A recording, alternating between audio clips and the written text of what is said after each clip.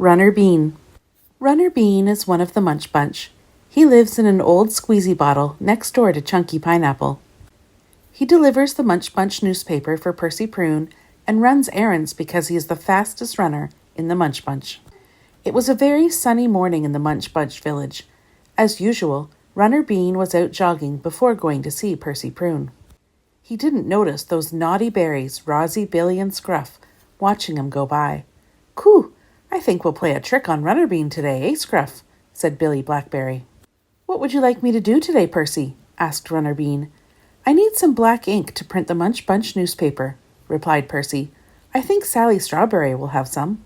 As Runner Bean was getting close to Sally's house, Billy jumped onto the path in front of him. "Quick! Dick Turnip's captured Olive. She's in a dirty old boot. You must go to her rescue," pleaded Billy.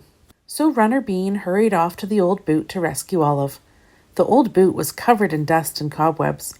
Bravely, he made his way to the front door. Very quietly, he pushed the door open and walked in. Splash! Whoosh! Runner Bean was covered with flour and water. There was no one in the old boot at all. Billy Blackberry had tricked him. So Runner Bean, covered in a gooey mixture of flour and water, set off toward Sally Strawberry's house again. On the way, he met Rosie Raspberry. "Would you please take this pretty box to Emma Apple Runner?" she asked sweetly. "Of course, Rosie," replied Runner Bean. "Anything to help."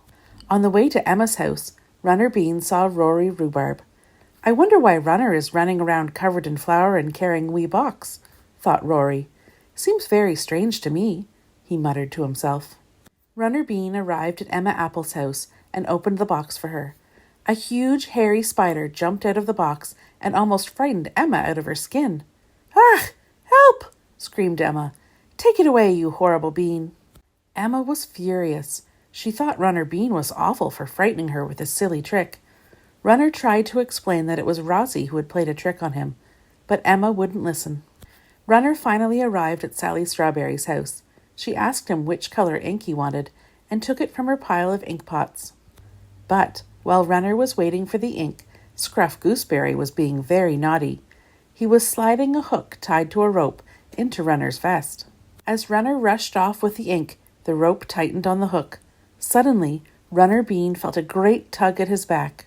The pot of ink was jerked backwards and popped open, and Runner was lifted off his feet and hauled backwards, straight into Sally Strawberry's neat pile of ink pots. What a mess! The ground was covered with lots of different colored inks, and so was Runner Bean.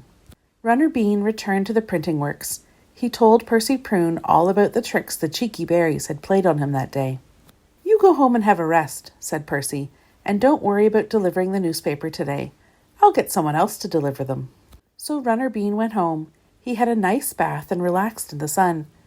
Emma made him some cakes when she found out about the trick, and Lizzie Leak made him a long, cool drink. And guess who Percy Prune got to deliver the newspapers? Yes, Billy, Scruff, and Rosie. Those naughty little berries won't be playing any more tricks on Runner Bean.